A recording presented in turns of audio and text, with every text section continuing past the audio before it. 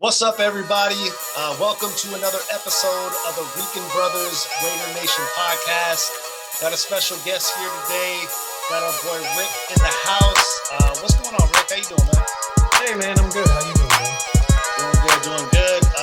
Anthony has had other things that he has to take care of, military obligations. So hope you get a lot of work done tonight, bro. We're going to go over the pregame here to the Denver Broncos matchup. A lot of news has been going on with the Raiders and John Gruden and just a lot of distractions. So before I go into kind of the whole scope of the Broncos matchup, man, how do you think it's going to impact the team? It's got to impact the team, man. I mean, that's so much mentally to deal with. Yeah. I know, with the interviews, Carr was like, we got a job to do and everything, but you still have all that stuff in the background behind you That's still there. So it's going to be interesting to see how everybody manages it and can deal with it, especially come game day tomorrow. Yeah, we saw it at the Bears game. I think the Bears game was probably the most impacting as far as like immediate, just kind of jolt into all the players. What do you think that the emotions will be like going into this game now that you got Rich Bisaccia, stepping in as the interim head coach? You hope the emotions are nice, like a nice even keel where they don't come out all fired up and then they get burnt out in the first quarter and then just flop through the rest of the game. Right. So, I mean, you want to have that nice balance where, they come out, they show that, hey, we're still a team, we're still a franchise, we're not just one man. Exactly. We still have playoff aspirations. So hopefully they just come out nice, even keel and just keep it going through the entire game. Yeah, and I feel like with the Raiders, I don't want their identity to be Gruden because it's way bigger than him. Like, yes, he was the egomaniac within the building. He had so much power. He had his hand in all this different stuff. And, I mean, his fingerprints were all over this team. But, I mean, with Rich Bisaccia coming in, I know that you're really active as far as finding out news on kind of what's going on with, everything Raiders, just like I am. I mean, I saw an interview with Bryce Butler about Rich Bisaccia and then some clips from back when he was on, the Cowboys and just kind of the effect he had on the players. What kind of role do you see him kind of playing in this upcoming game, just as far as like player trust into him running the ship now? I think it's going to be interesting because, I mean, as they've said, he was the special teams coach, so he deals with every player. It's not just the kicker, the punter, the long snapper. He deals with every player. Yeah. So I think he has a relationship different from the other coaches in that aspect because, he's around all of them, and they all know him as an individual, as a person, as a coach. I think that's going to have a huge impact on them overall, long term, especially. And I think come tomorrow, we're going to see if any of what's happened over the week, with him being there, leading the charge, carries over, and these guys can actually focus and rally around that and show that, hey, Rich is our guy. We're not going to let this background noise behind us keep us from our goals. Yeah, and I think Mayock did a great job in his presser coming in and kind of setting the precedent of like, hey, Rich is our guy. He's a great coach. The players love him. This is the time that we move on from the things that maybe we didn't know about Gruden. And, I hate how the media kind of depicts it where it's like, oh, well, these are Gruden's guys, so they kind of had to know something. I mean, you and I both know we've all had friends where it's like some dudes are just dirtbags in the dark. And I'm not saying Gruden's a dirtbag. I think he has a lot of learning and a lot of updating to do in like his thinking and open-mindedness. Because I don't know, just being a man of God, it's like, I don't ever want to write someone off and just tell them, you know what, that's it. You're done. Exactly. You're never going to exist again. It's like people make mistakes. And I think accountability for how much Gruden, preach that. I think it's time for him to be accountable and kind of come forward and just say, hey, listen, these are things that I had, implemented in my childhood that were growing up that were acceptable at that time. It's a new day and a new era where, we need to keep more of an open mind. And I just want to get one last thought on this before we kind of go into the Broncos game plan and just everything surrounding that is, how do you feel about the media kind of putting that back on the Raiders? Like they had kind of to know about how Gruden was in that mentality and that kind of thinking. I don't think you can put any blame or onus on the Raiders in general, because those were emails that were directed towards one individual. It's not like it was something that was in a group chat that was open to a bunch of people. Yeah. It was Gruden talking to one individual. And even the NFL still today doesn't acknowledge who that individual was. Some have said Bruce Allen, the former exec for Washington football team. Yeah. But the NFL hasn't come out and said, yeah, they were directed towards Bruce Allen, or this was a conversation between Gruden and Allen. They've just said, oh, we had emails from Gruden and this is what he said. So, it's on him. It's not on the team. It's not on the players. I don't expect, Rich or Gus or any of those guys to be like, oh yeah, we knew this about Gruden. Exactly. Right. I just don't like, I don't see those guys in that light. Like, I see them being friends with Gruden, but I don't see them being like that in depth where they kind of knew his tendencies on that side of the spectrum. Because like I said, you and I probably both have had friends where we may not know to the full extent of who they are in their homes, where they have a certain relationship with us that doesn't necessarily give us the full picture of who they are as a man. And I know I've had that. I mean, I know you could probably speak to that too, but I think at the end of the day, it's like the show carries on, just like in Wolf of Wall Street. The show must go on. And, we still got to stick to this plan, because at 3-2, we're not in a bad position. And we're coming into Denver where we want some heads to roll. Like, this needs to be a statement game for the Raiders, to where it's like, we have a good team. I don't care what anyone says. We have a good team on both sides of the ball. I know the offensive line is an issue, and I'm going to get into that when we speak offense. But going into this game, we're traveling to Denver. We're playing them at 1:25 Pacific Standard Time, West Coast Mountain Standard Time, if you're in Arizona like I am. So the game odds right now, they got Denver Broncos favored 4 points with an over-under of 43.5. So I guess my first question is, how do you feel as far as the points that Broncos are favored by? Who do you have in this one? And what's your total points for your prediction here as we travel to Denver? I think the over-unders is about where you would expect it, considering how we played the last two games. Yeah. Especially the last game, our offense it was abysmal. They didn't show up. Guys dropping passes when they were open. So, I mean, I think that's a fair assessment. I think the spread, the 42.5, I believe that it's going to be a higher scoring game than that. Yeah. I think it's probably going to be closer to 50, 51 overall. And I've actually got the Raiders coming out and winning this one by 4. Okay. Do you have like a score prediction for us you can share? I'm going to go with 21-28. Okay. Yeah. I think Carr gets back on track, and, the offense gets back on track. The offensive line looked better in some plays last week than others.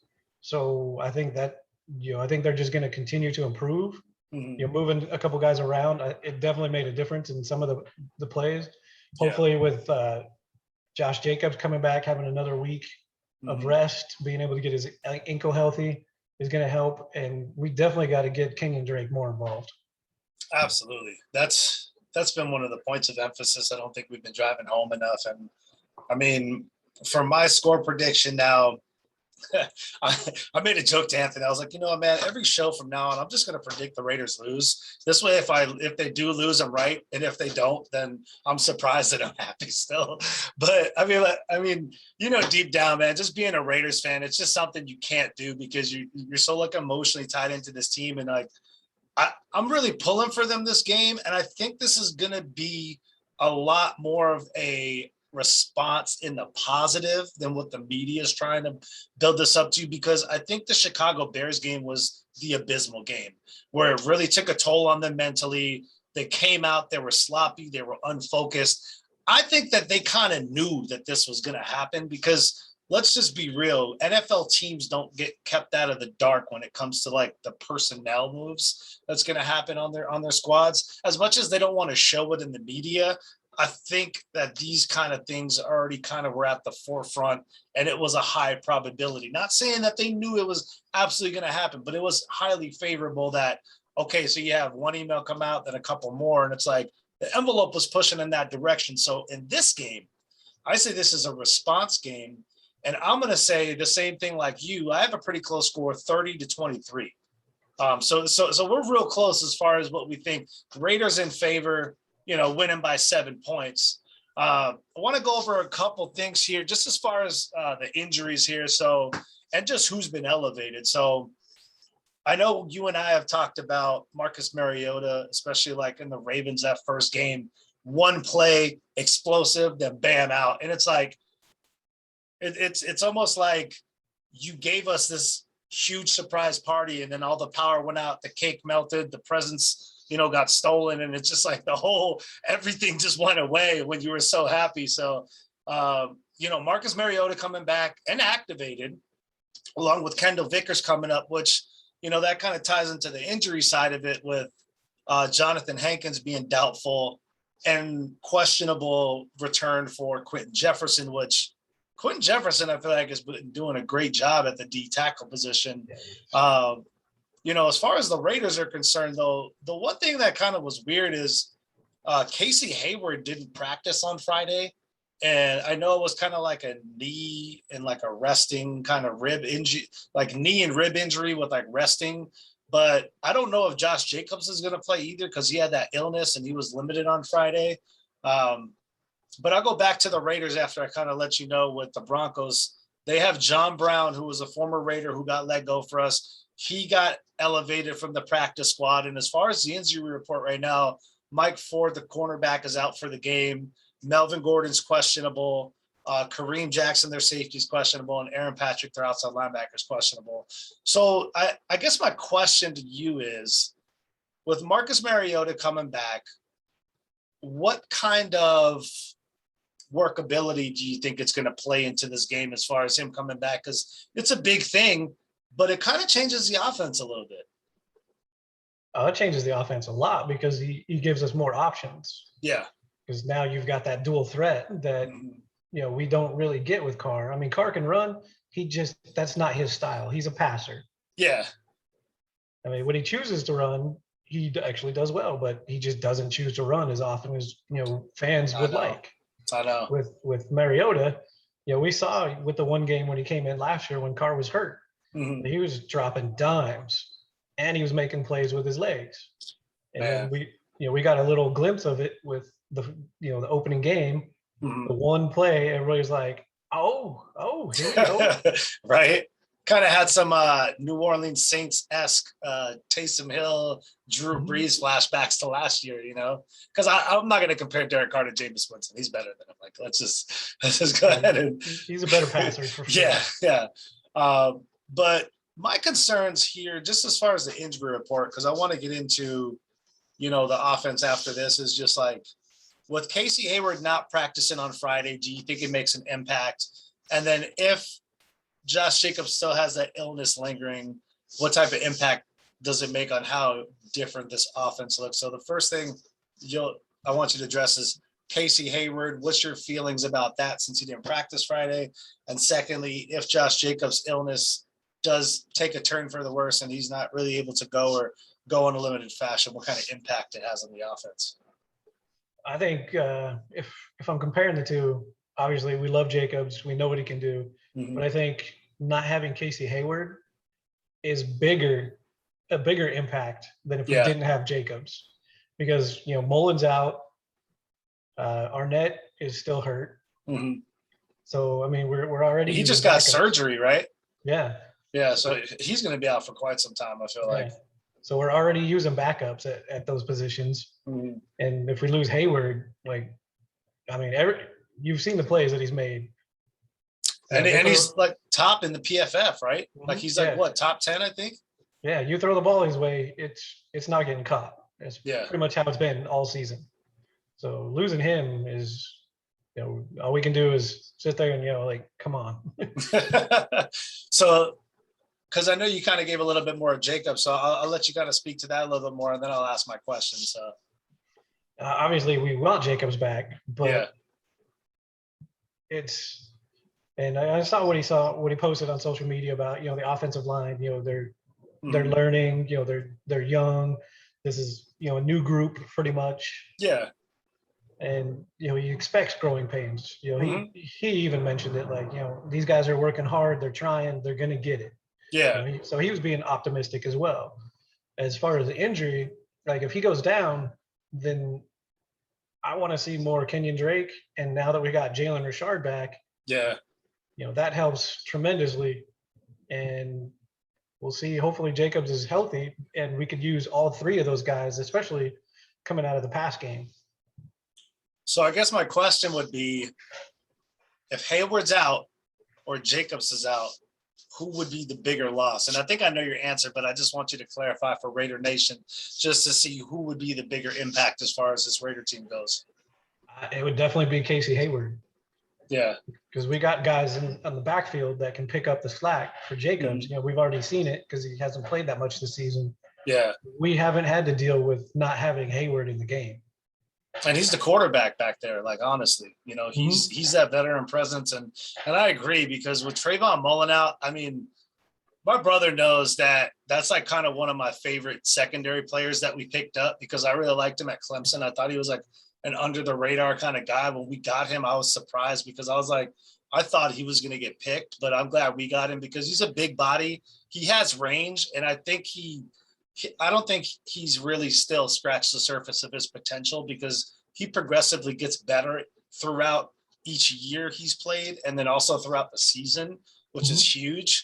And I know with Casey Hayward, I would agree with you, man. Like, that would be a way bigger impact because of how kind of like just barred we are back there as far as with injuries, with even some of our backups being out. And don't get me wrong, Amik Robertson, and we'll talk about more about the defense, he did a great job, but there's some things that do kind of, make me nervous just because of his size matchup. Not of his player ability, because I think his player ability is there, but his size matchup naturally, I just think he could get beat more often. So Casey Hayward is just like that smart veteran presence back there. Well, he knows his disadvantages, and he'll make those changes to get the upper hand. So I would agree, just because we've played without Jacobs. And I think the biggest thing is with Jalen Richard coming back. That's a pass catcher out of the backfield who's one hell of a pass blocker. Between him and Jacobs, those are our best pass blockers in the running game. And don't get me wrong, Peyton Barber did a hell of a job when he came in, because we both know Kenyon Drake isn't blocking anyone. He's not blocking anyone. Like, definitely not. He's going to chicken wing it, and then he's going to try to break out for a little pass. And he did have some good blocks early in the season. He did. And that surprised me, just because he is that. It was funny. I don't know if you heard the clip, but Josh Jacobs talking smack to him about having small legs.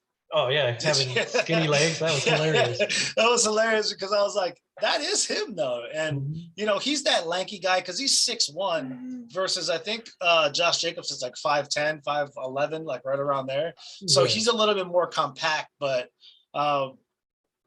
going into the Broncos with who they elevated, because we elevated Mariota and Vickers, which I think Vickers is going to be kind of that rotational piece. I don't think he's going to start in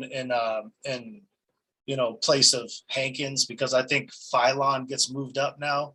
Because Phylon, we know, has been killing it. But what do you think the impact is, before we go into like the Raiders offense as a whole? What do you think the impact is with John Brown getting elevated to the active roster? I mean, he's just now getting elevated to the team, so he doesn't really know the playbook. I mean, obviously you have to watch out for his speed, because that's what he's known for.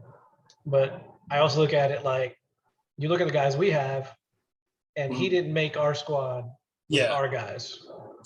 So I think the Broncos brought him in because they got injuries. Yeah, they're depleted at the wide receiver position, man. But I mean, you can't negate his speed. You always have to watch out for that. And that's one thing I was thinking. I'm like, he may not play a big role, but I'm not trying to get beat on the 1, 2, maybe 3 big routes that he's going to go deep on. Because, I mean, that's how I see Vic Fangio using him, because that was our initial thought when we got him, was like, hey, this is another deep threat that can go along with Ruggs. But, just talking about the Raiders offense, and I'm glad you brought up Jalen Richard. What do you see the rotation like with this offense, with Josh Jacobs in the lineup? Because we all know, the running game, it's not good. And our offensive line is struggling right now, and they're trying to find their identity. We got young guys, and I want to move from running backs to offensive line. Then I'll move out to the receivers. But what do you see this running back rotation looking like? And who do you see kind of getting more of the just action as far as like carries and pass plays between those three? Because we know it's going to be a three-headed monster. Well, we all know what Jalen Richard brings. So, I mean, there's no secret there. We've seen him the last couple of seasons. It's just, is he fully healthy? Is he ready to go? Can he handle the workload that he's had in the past? Yeah. Jacobs, obviously, he's got to be healthy. That's our biggest thing. And then I feel like right now we're so underutilizing Kenyon Drake that it's sad for the amount of money that we're paying him that he's not getting the plays. Yeah. And I hope tomorrow, is a different day, different OC calling the plays, and maybe we can get him more involved, because right now it's looking like we just wasted, $14 million. Yeah. And that's a tough thing too. And I guess this will pose my next question is, do you feel like Jalen Richard coming back is going to diminish the role of what they want from Kenyon Drake now that Gruden's out of the picture? Because we both know that he was underutilized, especially for the money he got, his role as a joker, as kind of like that receiver runner hybrid, but more on the receiving side. Do you see that now, Jalen Richard being back? Do you see his role kind of diminishing, or do you see it kind of like a even, okay, now I got a 50-50 shot on when I want to throw the ball to a receiver or a running back, we got Richard or Drake?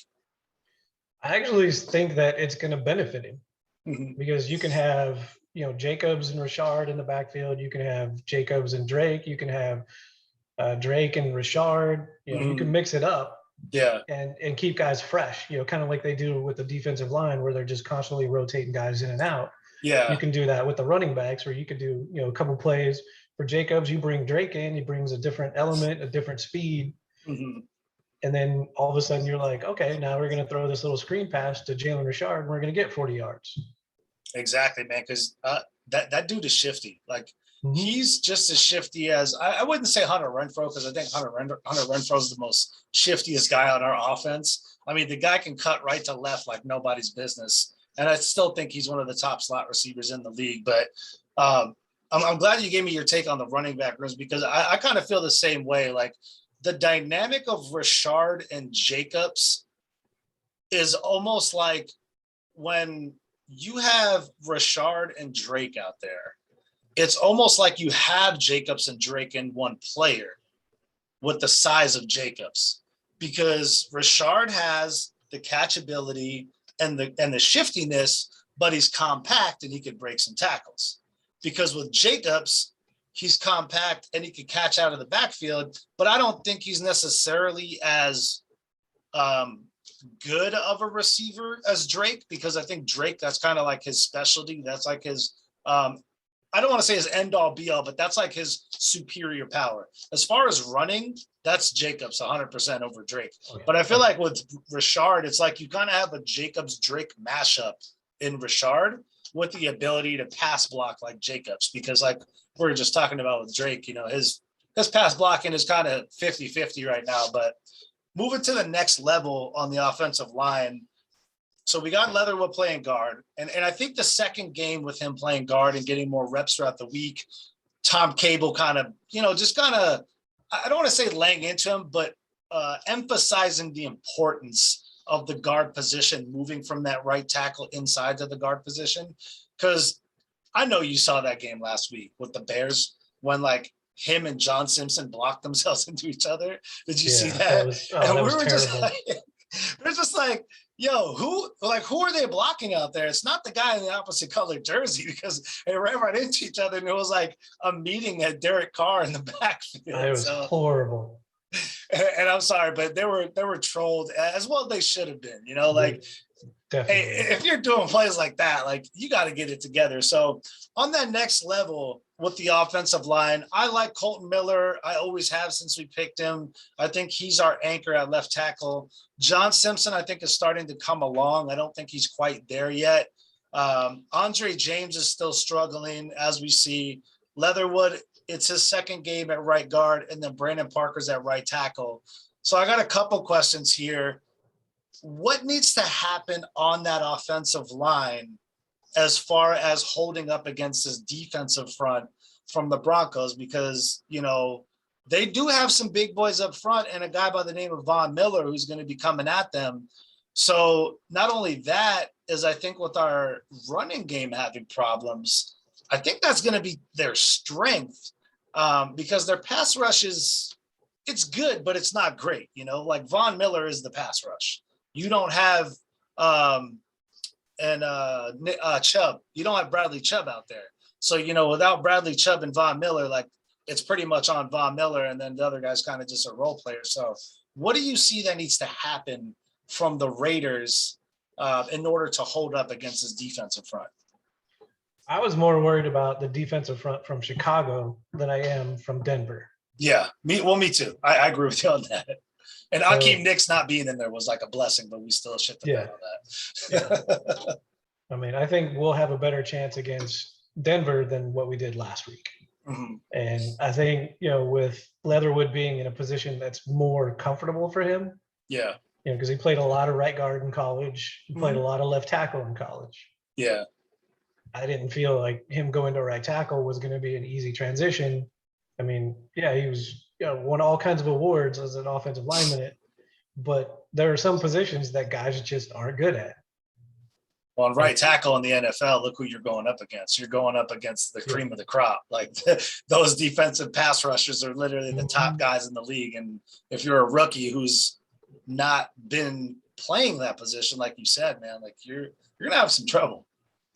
So I think, you know, over time, maybe he can move into the right tackle position with more training, more time with Tom Cable, learning, you know, how different teams are, you know, watching more film. But I think right now, right guard is probably a better position for him. Brandon Parker, you know, he has flashes of being good. He does. And then he has flashes of where you're like, dude, you're like 4 years in the league and you still look like a rookie. I know, and that kind of brings me to my next question, man, because I agree with you on that, and I think Brandon Parker is serviceable, okay, and I'm not saying like he's going to be this all-star right tackle because we know that's not who he is, but he is serviceable to where we can get the offense going. So with Andre James and Brandon Parker, right, those I feel like, because I'm not going to give Alex Leatherwood the axe because it's his second game at right guard. Like I think that he will thrive, as you said. Like he's better at guard than he is a tackle. Let's just call it what it is.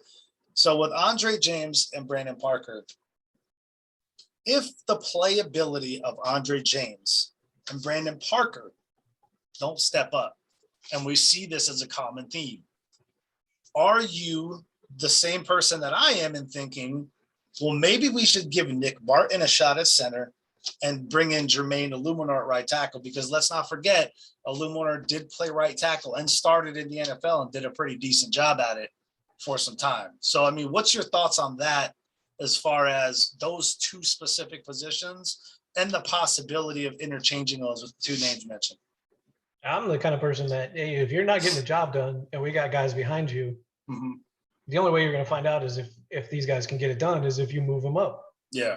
So, you know, with Andre James, like he has looked he's just terrible.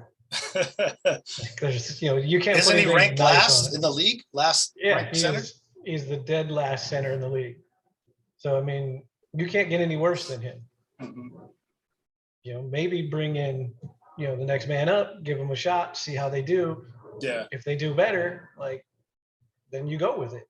If they don't do better, then you have an idea. Okay, well, maybe this guy that we have as a backup isn't as good as we thought. Now it's time to move on from him, get somebody else in here. But yeah, I think with the play, we got to try something different.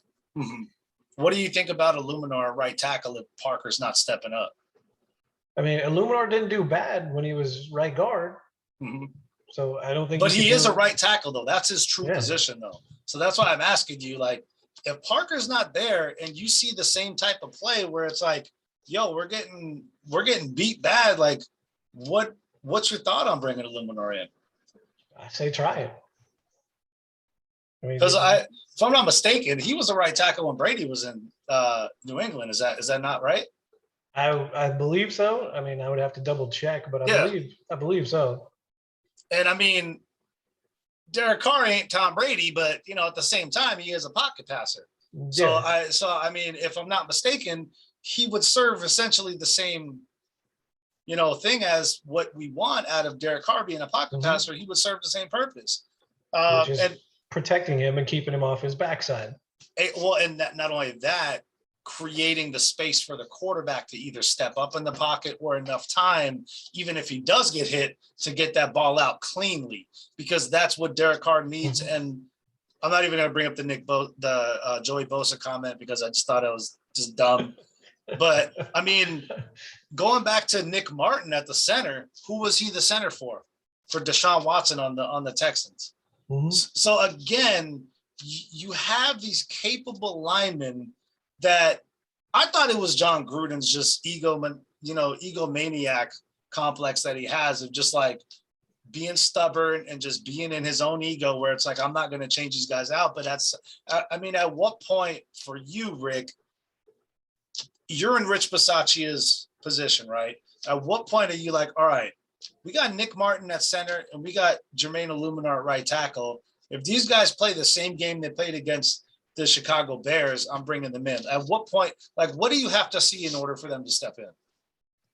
I think we have to see the guys play like they did last week and just get beat left and right. And, Andre James putting balls behind Carr's head constantly. Multiple times he's done it this season where it's a long snap and all of a sudden it's like, dude, you're not the long snapper. Yeah. And killing drives at that too. Mm-hmm. So if they play the same way they have for this next game as they have previously, then me as the coach, I'm like, you know what? We're going to try something different. You're going to take second team snaps. Martin's going to take first team snaps.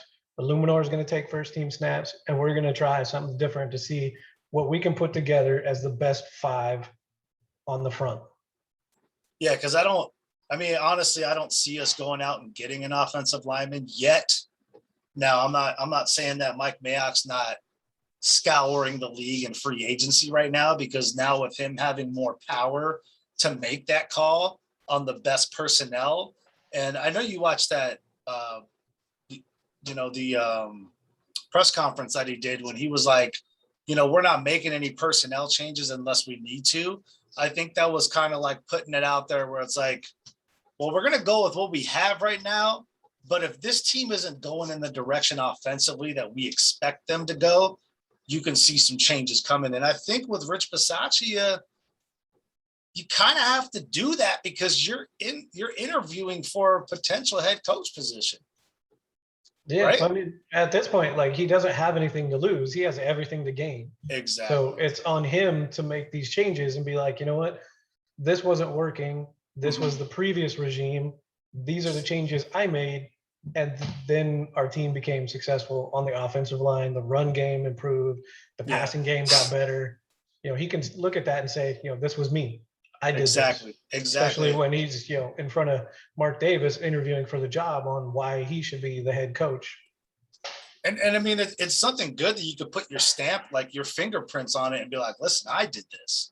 I'm the one who took that position group right there, and I made it into something when it really wasn't much, because the first 3 weeks, let's call it what it is, like, they were serviceable, but I think a lot of teams, they're still figuring themselves out too. And I think now some teams are hitting their stride after a couple of weeks under their belt. So it does worry us as a fan base on what the offensive line is doing. Now, moving to the next level with our receivers and our tight end group, I was reading an article. I don't know if you know who Marcus Johnson is. He runs the Tape Don't Lie podcast. He's actually really good.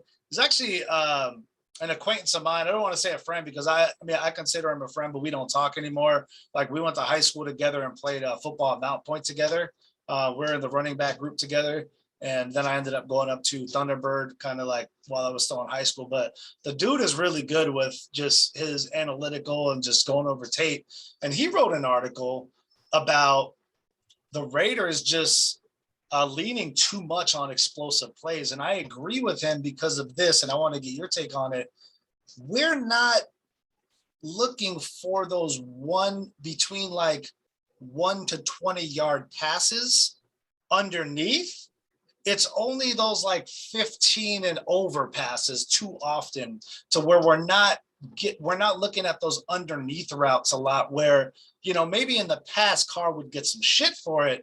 But at this time with this offensive unit, you need that in order to create those explosive plays. So you're not like, oh, we're going to run and then throw the ball 40 yards downfield. Like that's not going to work because if you do that, just like in Madden, the defense picks up on it. You're either getting picked or you're getting stopped 3 and out. So with this wide receiver group, who do you think needs to play a pivotal role this week coming up? And I'll kind of let you mind. And then where do we need to kind of open things up to continue those drives and not stall out and fall into those, situations where it's 3 and out or even 3rd and long on the drives against Denver? Because, hey, let's keep it real. They got a great secondary and a ball hawking secondary at that. So what do you need to see from who and what kind of like mentality does Greg Olsen need to have in this game coming up? Well, this game, I need to see more from Bryan Edwards and Darren Waller. I think we haven't, Waller is our best receiver. I know he's a tight end. He's still he's our best playmaker on offense. It's true.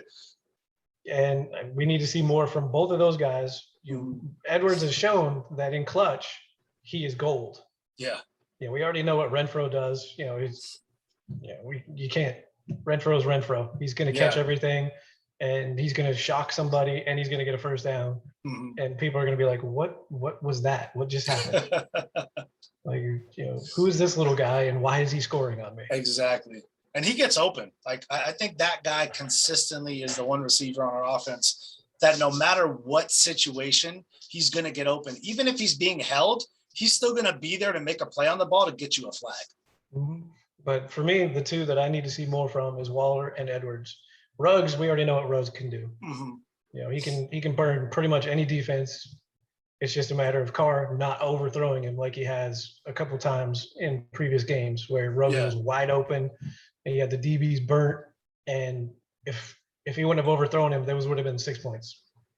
I still don't know how you overthrow somebody 60 yards on the field when they're the fastest guy on the team.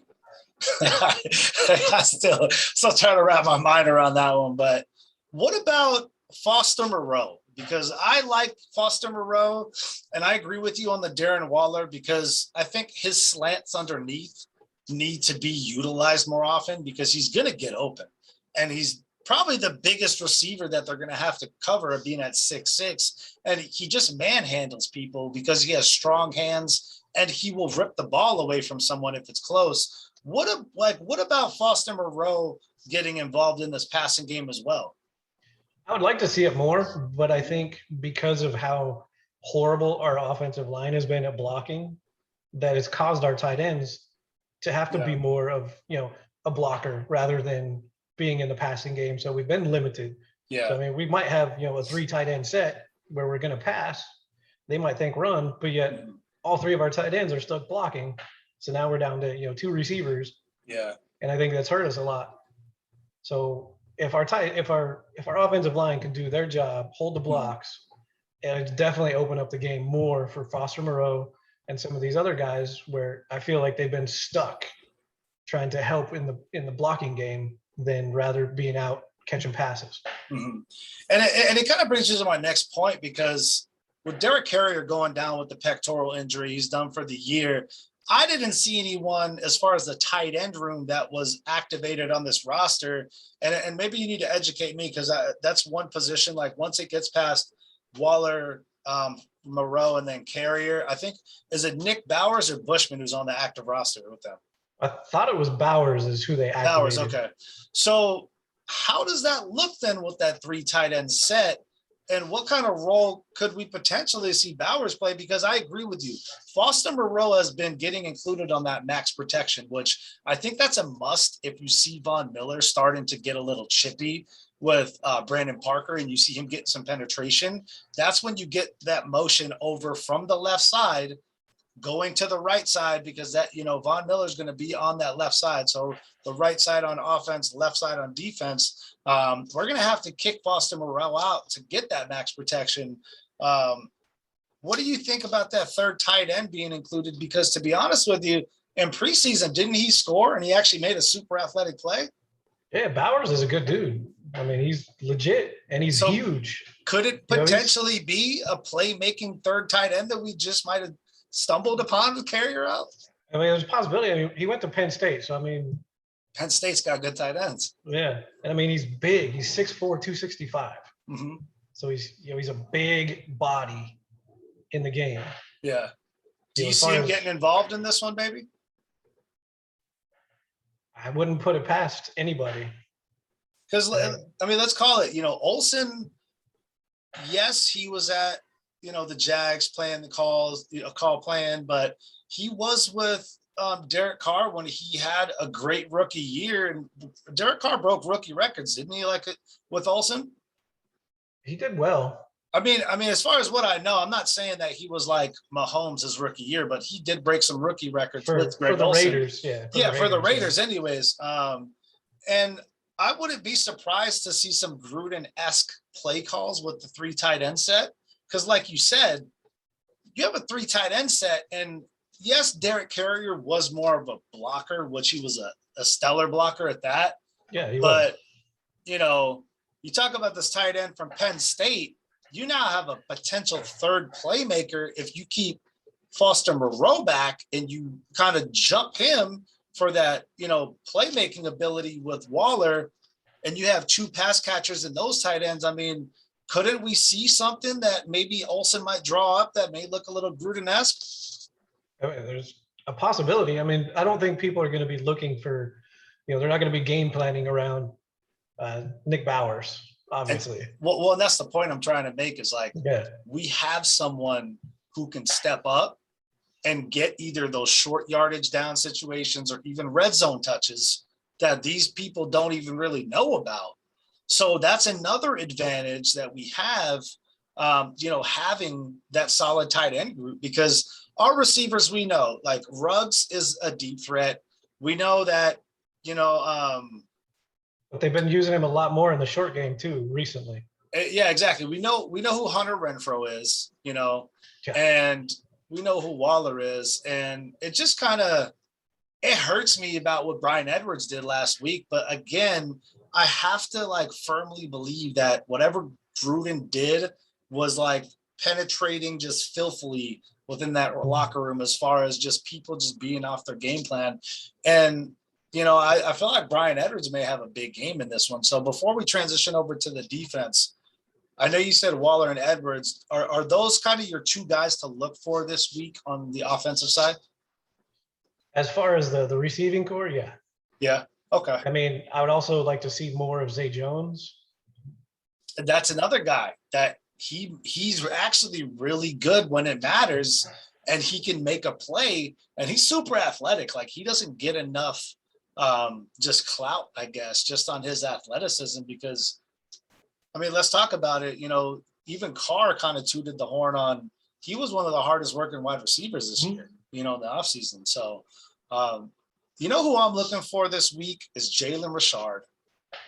Jalen Richard is being a key player, and I'm looking for Bryan Edwards. And I don't mean to steal your guy as well, but it's just, that's my guy. And I've boasted to Anthony about this because he has a lot of Dez Bryant-like traits as far as his hands and his catchability, because he has strong hands. I don't think anyone on that team, maybe Darren Waller has just as strong hands, but he's gonna catch that ball. And I just like his stature. He's 6'3", 230. He's a big pass catching receiver, and he's a red zone threat. So I'd say I'm looking for Jalen Richard in this one and Bryan Edwards to really come to life in order for this offense to thrive. And I agree with you, man.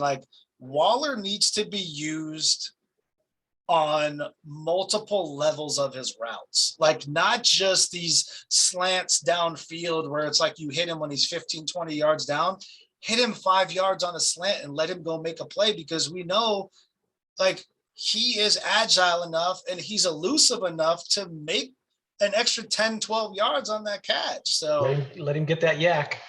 Do you see, now my last question before we go to the defensive side, do you see Marcus Mariota getting involved in this game at all on short yardage, third down situations? I do, especially goal line. You bring him in on goal line, now you can't have that guy sitting back like, oh, I know Carr's not going to do something, so I can go out here and watch one of these guys. No, now he's going to have to spy the quarterback. Hey, and use Jacobs as the decoy, because we know how much they love to run with Jacobs. So it's like, you decoy with Jacobs and sell it. And I will say Marcus Mariota is really good on selling the run and dropping out and basically, getting on his horse, because I will say he's been like one of the best, especially when he was in Tennessee. He was able to do that really well. So I want to flip it over to the defensive side, because I could talk about the offense all day, but so defensively, with Quentin Jefferson, I thought was one of the best guys that we brought over in the defensive tackle room, along with Darius Philon. I thought those two guys, hands down, like they've given us so much on return on investment. And I want to ask you, with the way that this offense is set up for the Broncos, you have Melvin Ingram, and is it Javonte Williams? I forget who the other running back is. I don't even know. For the Broncos here. Let me look it up real quick. But my question to you is, because the running defense has been so bad for the Raiders, what is it that the Raiders need to focus on, especially with Gus Bradley having a pretty secure grip on that defense? Yeah, Javonte Williams. Javonte Williams. What is it that the Raiders really need to focus on so they don't give up those big passing plays, but keep them honest in the running game? That's going to be a tough one. I mean, obviously, Melvin Gordon's the number one back for those guys. And he's a big dude too. Yeah, he is. And you bring in Javonte, who's, a smaller guy, more like Josh Jacobs size, he's a little bit quicker than Melvin. He reminds me of Austin Eckler, which it really just hurts to say that, because Austin Eckler killed us. Yeah, he did. He burned us, man. There's no two ways about it. He burned us. I think for us, we just gotta, if we can shut down the run early, what I've seen with the Broncos is if it's not working early, they'll leave it alone. Yeah. And then they'll try to, make Teddy Bridgewater do more as a quarterback and throw the ball and use his legs. Yeah. And they rely less on the backs. So if we can actually hold the run early, I think that'll definitely better our chances overall. They'll come back to it later, because they've shown that, okay, it's not working in this game. We're doing terrible. We're not getting runs. We're getting like a yard or two. But they've shown where second half, third quarter, they'll try to come back to it. So if we can hold them early, it's going to throw them off their game plan, and they're going to require Bridgewater to do more. Yeah. And that's, I think, where we have an advantage based off of the Gus Bradley scheme and just how athletic some of our guys are. Yeah. Especially some of our new guys. 100%. And the reason why I asked, and you may have known my thought process behind this, but Jonathan Hankins is by far our best run defender, right? Like, hands down. He, like, even in the Raiders past years, it was Jonathan Hankins that you knew was going to be stuffing that run. So now that he's taken out, with this upcoming week, because let's admit, like, whenever they say a player is doubtful, he's probably going to be out of the game. Yeah. So who's going to be stepping up in that spot that you can think of, or if you would want to, and then how big of it is it of a loss not having Hankins in there? Because we all know that the run opens up the pass. So with Jonathan Hankins being out, I just want you to address those two things for me, because I feel it's going to have to be Gus Bradley dialed in on really elite play calling when it comes to the run game, having Jonathan Hankins out. Well, who'd we activate? Wasn't it Kendall Vickers? Yeah. I mean, he's more of an end, so I don't see him really contributing. But he plays much. D tackle though, and I'm not gonna lie, he has done well in the past, like when he's had opportunities. I guess for who we have currently. But you have Solomon Thomas though, Darius Philon, Quentin Jefferson, and that would be for me. It would probably be Solomon. I was gonna say it, and it's like one of those things where it's like I'm not saying that Solomon Thomas is the best run defender, but he gets some penetration, and he's looked good this year, and he's missed. He's just playing his inches best on a few plays. Hey, he's playing his best ball right now, and it's all in front of him. So I've seen him several times in the backfield, and he's just like he's got the hand on the jersey, and the guy pushes him out of the way where he's like right there. So you know who is on the squad right now for the Raiders that is actually active for this game? We brought up Square, didn't we? Damian Square. That's what I was just going to say. So, and to be honest with you, he's not a flashy guy. Not a flashy guy at all. But he is literally like Jonathan Hankins 2.0 because he's predominantly a run stuffer. He's not a pass rusher. He's not that guy that's going to get Gerald McCoy penetration through the middle. But I think, if I'm not mistaken, the rotation should look something like Quentin Jefferson and Damian Square, and then Solomon Thomas and Darius Philon second. And then once they kind of see what Square and Jefferson are doing on that first rotation, I think that's kind of interchangeable, where you want to have like the more athletic guy coming in secondarily and that run stuffer who's just going to be that big body up front on that first group. So are we in agreement that it's most likely probably going to be Damian Square coming up?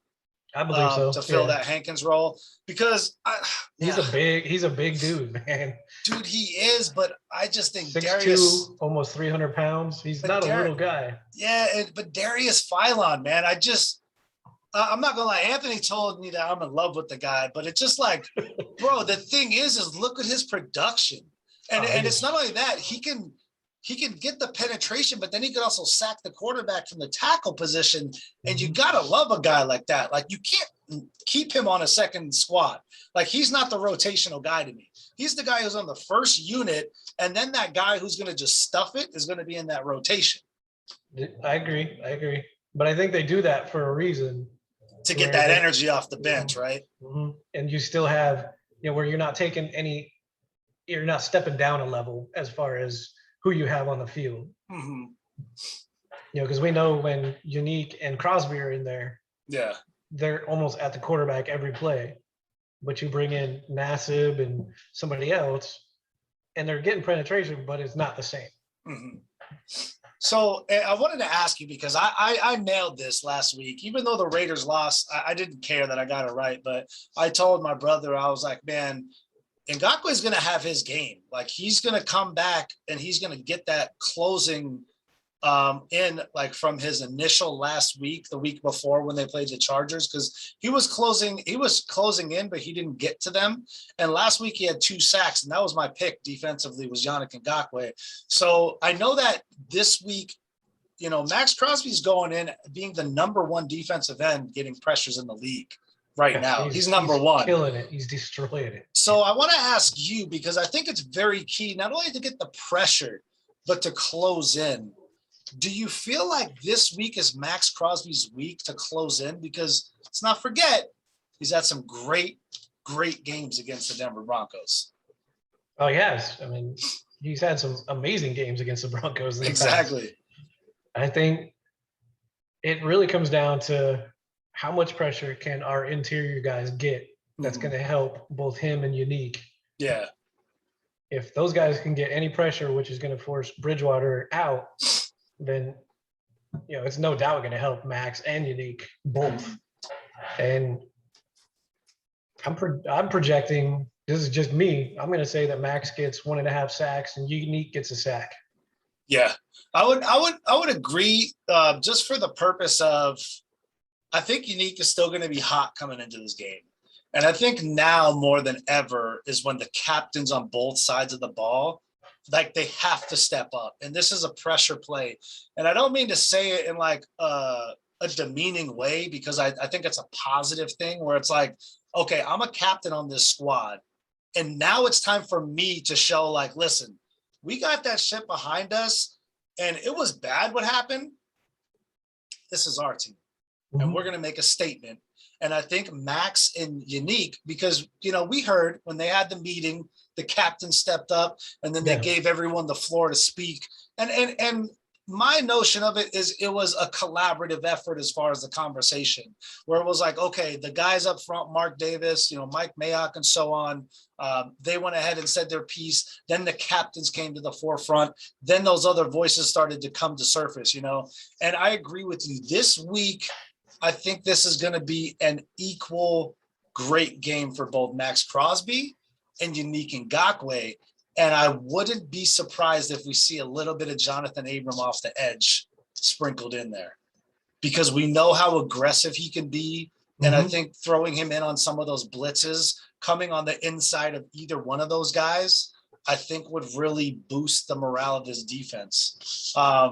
If we actually blitzed more, I would be surprised.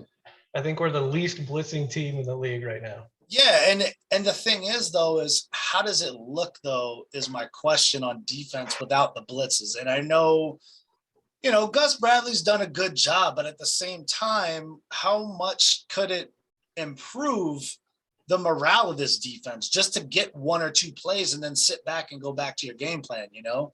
Because, I mean, you got to hit on the blitz. Like, if you blitz and whiff, then it's like, okay, well, let's not try that again.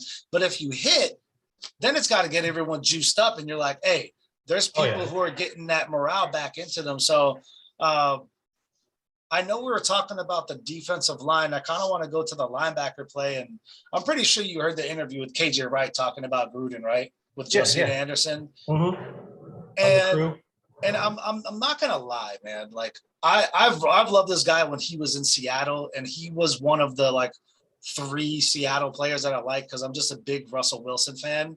I liked him, Marshawn, and KJ Wright.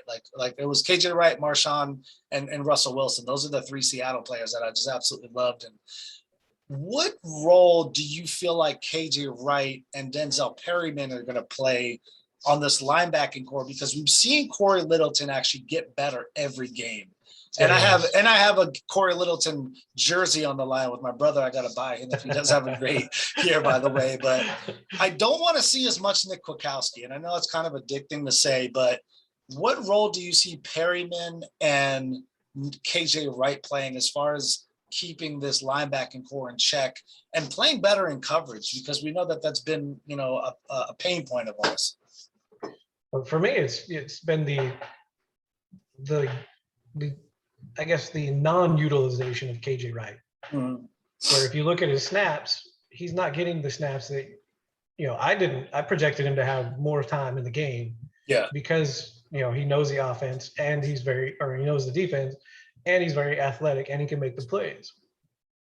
And to that, I think it's because of guys like Denzel Perryman who have stepped up. Then you got Jonathan Abram, who out of the safety spot, who's coming out of the box, coming in, making the tackles, making the hits.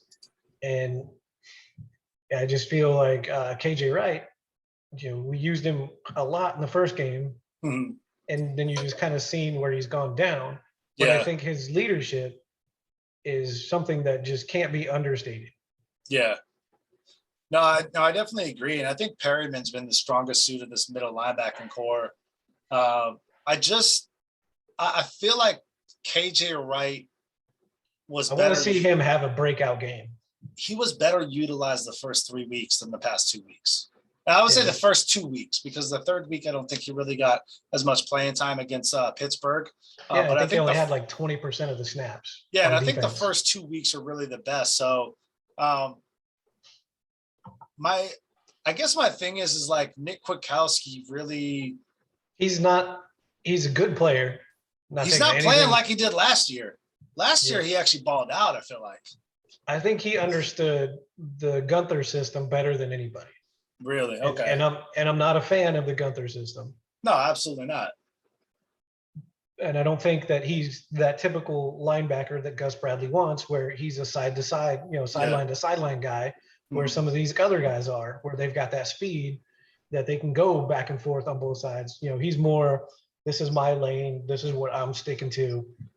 And I think that's kind of what's hurt him within the Bradley system. That's not to take anything away from him athletically, because we saw some of the things that he did last year, especially that interception that he made, where everybody was like, "What?" But wasn't that with Rod Marinelli though, and not Gunther?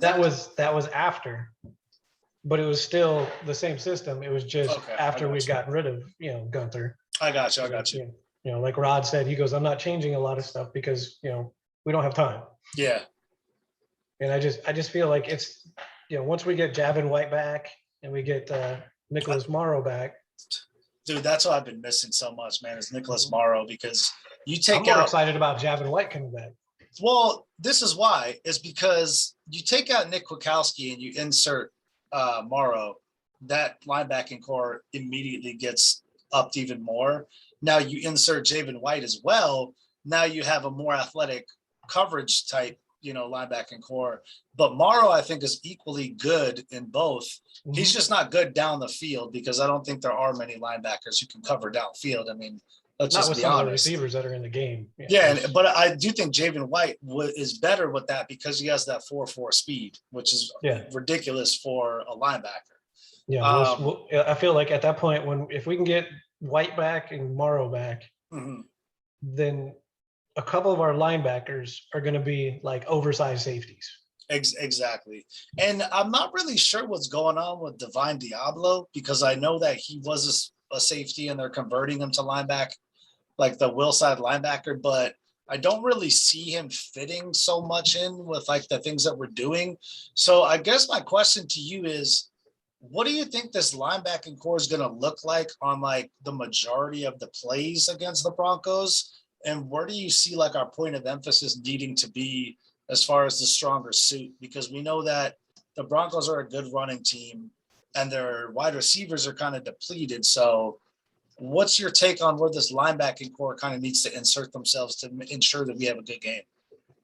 I didn't think that they've been doing bad in our games. Mm-hmm. Obviously I would like to see them step up a little bit more and stop the run to help out in that area. But as far as where they're at in the middle of the field, I thought they've done an outstanding job. I mean, you can't take anything away from Denzel Perryman and what he's done. He's a top tackler in the league, man. I mean, there's a reason for it. That dude's balling out. And then Corey, it's like he's stepped up the last couple games, and it's like he's now looking like the player that we paid all that money to. Exactly. It's like he's getting it now, and he knows where he's supposed to be. Like he's understanding it. You just see him on the field where he's more reactive. Yeah, and he's good in coverage too. Mm-hmm. You're seeing his plays, and he's just where last year he was kind of like, where am I? What am I doing? Bro, I'm not even gonna lie. I mean, I think even the smartest of football players were doing that with Gunther, because like didn't we hear from Will Compton like Paul Gunther had like 20 different possibilities of a third down play for defense, and it's like, who in their right mind is going to be able to sift through all that information and then react and make a play before the play's over? It's just not realistic. It's like, everybody knows nobody liked Gunther's system. I wasn't a fan. Look at Minnesota's defense. I mean, they're full on, doing the shit that we thought would happen because Gunther's involved over there. Mm-hmm. And I wasn't a fan of the hire. No. Personally, absolutely I didn't. Not. I was a Gruden guy, that was Gruden's buddy, Only one time in his entire career had he ever had any part of his defense ranked in the top 10. Yeah. Whether it be, rush defense, pass defense, only one portion. But those teams were predominantly made up of veterans who already know how to play the game. So it's like he didn't really need to do much. He just needed to give like I want to say like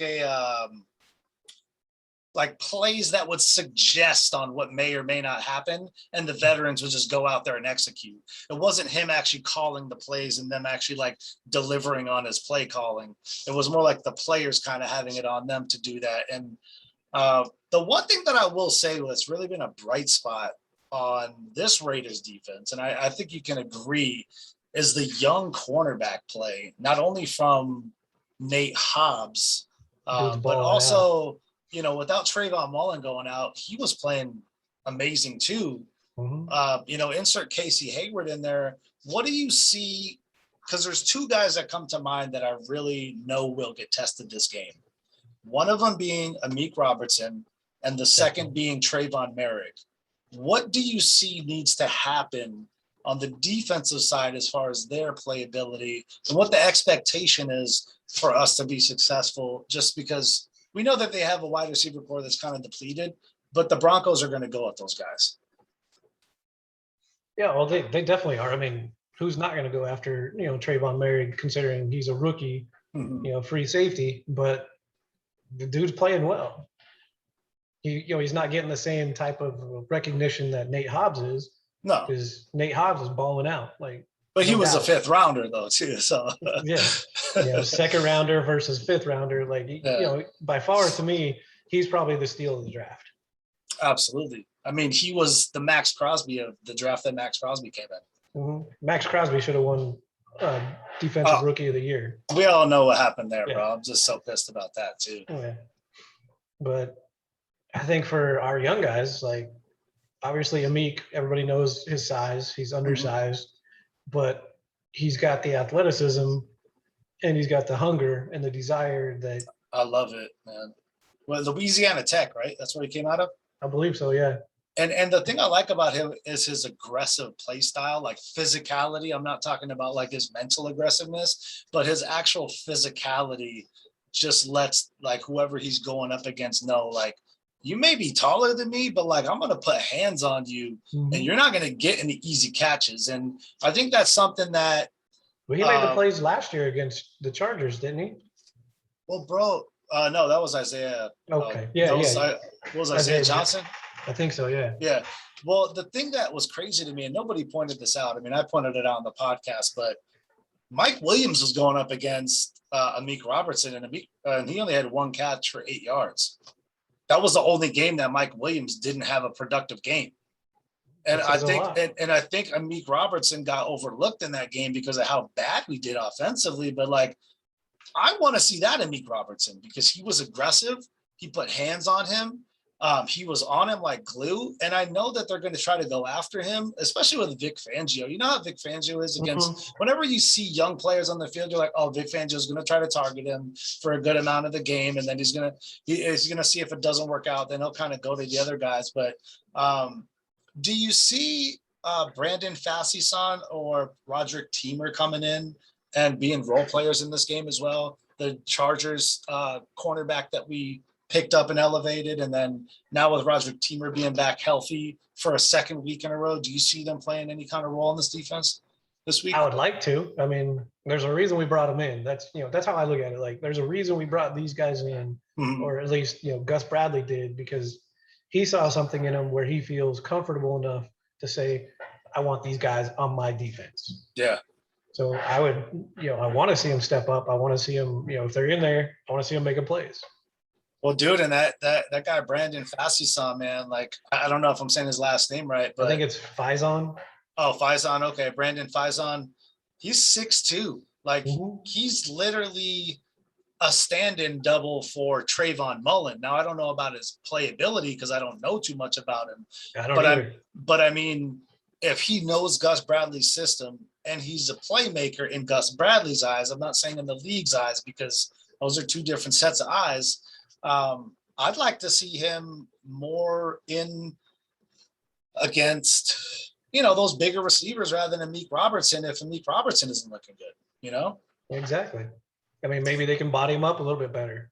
Exactly. Well, and the thing is, too, is you take away that catch radius because the catch radius on a 5'8" cornerback versus a 6'2" quarterback, you shrink that down. Now that's 6 inches taken away. You have to go up and get that. So you're having to throw the ball over, that cornerback. And then that gives the safety, Trayvon Merrick, more time to come over and help out. So you know what I'm saying? Quick on the close. He is, man. And just a couple of things that kind of been pointed out to me is he could be quicker. His reactions aren't there yet because, again, he's a rookie. But I really feel like he's going to get targeted a little bit more this week. I really do. And I'd like to see Keyshawn Nixon come in, man, because Keyshawn Nixon actually played good in preseason under Gus Bradley's system. And it's I think we might see a bigger role of the backups in this game, just because Broncos don't have like this superstar wide receiver group, you know? It's like Cortland Sutton. Cortland Sutton is their best guy, right? And then Tim Patrick is like their sleeper guy that, he'll have a great game and then he won't do anything. Exactly. Well, because who is it? Is it Jerry Jeudy? Is that who they have? Yeah, because he's hurt. Yeah, Jerry Judy's hurt. KJ Hamler's out. And then you have John Brown. So it's like you have John Brown, who they call smoke, but I don't really know how fast he's running compared to these young guys out there who are running 4.4 40s. You know what I'm saying? Like, yeah, well, I mean, he used to, but he's also what, like 31, 32 now? Exactly. So I see slow down a little bit. So who on the defensive side, because I know we kind of went through all levels, who on the defensive side do you see standing out in this game? I just want two players. I'm going to go with Mad Max, and I'm going to go with Nate Hobbs. I like it, man. And I think Nate Hobbs has quietly been having probably one of the dopest seasons, like a 5th round rookie who's a starter could have. Like, I know his PFF grade, isn't it, in the top 3?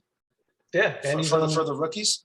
And he's on what, the first team for rookies for PFF.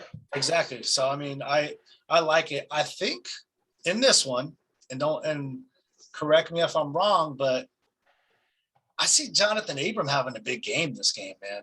He's really been quiet, but he's been solid. He's been productive, man. I really see Jonathan Abram having a big game this game. And Darius Philon, man. I think Darius Philon is going to get the same amount of pressure that he did on the Chargers, because I don't know too much about the Denver Broncos offensive line, but I can almost guarantee they're not better than the Chargers interior offensive line. I don't even know who the Broncos have on their offensive line. I'm going to look it up real quick. Isn't Garrett Bowles like their best guy on the offensive line? Remember the older cat who got drafted? He was like 25 when he got drafted or something. Yeah, it looks like they got Garrett Bowles, their starting left tackle. Yeah. Dalton Reisner, Lloyd Cushenberry, Graham Glasgow, and Bobby Massey. Yeah, Cushenberry and Garrett Bowles are their best guys. So I like that matchup with Darius Philon and who's it, Reisner or whatever his name is. Mm-hmm. Yeah, he's a left tackle or left guard. Yeah. Yeah, I like that matchup with Darius Philon. I think he's going to eat. And I like Jonathan Abram, man, just because the thing that I noticed about him is he's smarter on the way he uses his speed, and he's smarter with his aggressiveness. And I don't know if you've seen, but he's made plays down the field that we're like, where was this guy when we needed you to make that play on Travis Kelce to seal the deal in that game, right? And I think that had to do with coaching as well and putting the players in a position to succeed. So, I don't think coverage is necessarily his strong point. Obviously, he's more of that guy, down low in the box, like a bruiser, man. Mm-hmm. Yeah, and it showed. Like this is more of what I saw when he played in college at Mississippi State. Yeah. And I think that's I think he's getting back to where he was, that player. When he thrived. Yeah, when he thrived too. And I think coaching is a big deal. You know what I'm saying? Huge. I mean, and scheme is massive. I don't think any man, this is what hurts me, and I don't even want to talk about it right now, but I don't want to see Ron Miles leave, man, after what he's done with this cornerback group. Ron Miles single-handedly has made this cornerback group one of the strongest groups on the defense. I don't think he will. Yeah. Because I saw an interview with him where they asked him, like, why haven't you tried to step up to, other coaching positions? He goes, this is my comfort zone. And he's damn good at it, man. Like the players he's coached and just the things that he can do. And he's like been you doing said, it for a long time. With Abram, look what he's done with Abram, man. I mean, look what he's done with Nate Hobbs. I mean, even Casey Hayward talked about it. Like, I am who I am because of Gus Bradley and Ron Miles. Exactly, man. And I think that goes to show a lot as far as this group playing as a cohesive unit too. And I'm with you, man. Like last week, I think was like the dumpster fire that we're going to witness with the Gruden poison in the room, and then now that it's been removed, I think these guys, the young, mature men who I think a lot of these players have faced a lot of adversity. And I think the media always wants to spin one specific thing. It's like, oh, it's a young guy and, they're going to lose the whole thing and, everything's going to blow up and it's like, not everyone thinks like how the media portrays people respond to adversity. Like, I think a lot of these guys in this locker room have had a lot of adversity in their life, especially, see, look at Josh Jacobs. The guy was home, like sleeping on the streets with his dad. Like, you think some guy making a couple words, that were not so nice are going to affect his play? Like, look at Darren Waller's, surviving a drug overdose. Dude, Darren Waller, Max Crosby dealing with the alcoholism. You got a bunch of guys, man. And I think as a player, I think the biggest thing that really affects them is their inability to play physically, not because of emotionally. You know what I'm saying? Mm-hmm. Like Casey Hayward hadn't thrived in the past because of his physical inability to get through seasons healthy. Now we're seeing a healthy Casey Hayward. The dude's in the top 5 of the PFF, probably the top 3. Same thing with Denzel Perryman. He's never made a full season. Same thing, man. So I think it speaks a lot to the players as to who they are.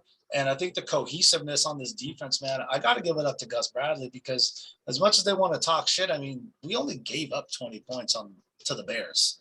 And a lot of that had to do with penalties. Yeah. And our offense just didn't show up. Oh, man, I don't even want to relive that. But just before we wrap up here, man, I'm chilling with my man Rick here. We're going to have our Twitter handles posted, so you can go ahead and show us some love. Again, we're going over the Broncos Raiders pregame here. And just want to get 3 takeaways for the keys to victory, man, before we go ahead and roll out. 3 keys. All right. Well, I'm going to say stopping the run. Mm-hmm. Our defensive line getting pressure on Bridgewater. Mm-hmm. And then our offense actually starting early. No more late starts. They got to start early. They got to get out there on the first drive and score. Yep. Those are my 3 big ones. Okay. And I like that, man, because I think you have one of mine as well as, those fast starts. And I think that's something that we really do need. I would say run defense is going to be a big one. The fast starts. And thirdly, I'd say special teams execution, man. I think executing on special teams and what that includes, so I could speak a little bit to it, is if there's points on the board that could be scored with field goals, go for it. Don't go for 4th down conversions. We want sure points, field position and field play with the punting units, and as well as returning the ball and putting us in a better position so we have shorter drives. I think those are all key things on special teams that we need to execute on that we haven't done. So I would say in the special teams aspect, that's what I'm more talking about. And I'm right there with you with the run defense, man. It really needs to step up, and just those fast starts on offense. Like, this offensive line needs to do something. I don't care what they have to do before the game, but I don't want to have another rah-rah second half halftime speech needing to happen in order for us to get going. Yeah, exactly. Like, they got to start quick. We got to get ahead and then make everybody else catch up to us. Exactly. So, yeah, with that said, man, thanks again for being on the show, man. I know we got next week, we're going to kind of dive in and kind of do some different stuff. I appreciate you filling in on such short notice, man. Not a problem. I enjoyed it. I'm looking forward to this matchup. Like, this is going to be a big response game in the first game without John Gruden and the true identity of the Raiders. So everybody, Raider Nation, please like, subscribe, and share. Again, this is the Rican Brothers Raidernation podcast with special guest Rick on our show. And I hope y'all have a great evening. And go Raiders like always. Go Raiders.